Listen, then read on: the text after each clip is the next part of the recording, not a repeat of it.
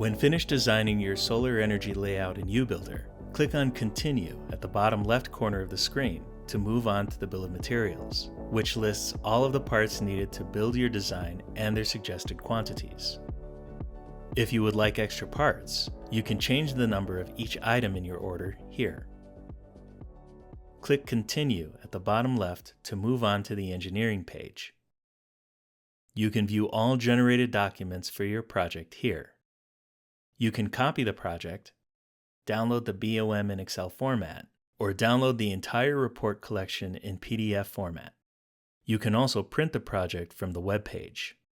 Under Project Reports, you have access to the bill of materials, the engineering report, and the layout.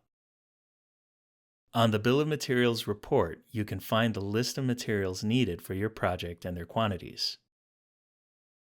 In the engineering report, you'll find engineering inputs such as design loads, module details, and building and roof information, followed by engineering outputs like array module counts, racking weight, total array area, BOM, and an array ballast map with attachments if applicable.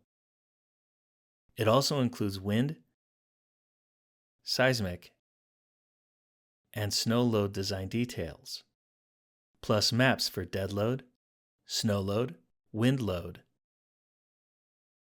downforce, modified GCP, factored uplift, drag loads, clamp locations, and maximum module pressures. Beneath that, you can download the project CAD layout and view all product documents. In the project CAD layouts, you will find downpoint load maps and ballast maps with attachment DXF files. In product documents, you can find the GridFlex 10 state certification letter, the installation guide, the UL 3741 installation guide, detail drawings, the attachment clamp installation guide, and the product brochure. Thank you for viewing the UBuilder tutorial series featuring GridFlex 10.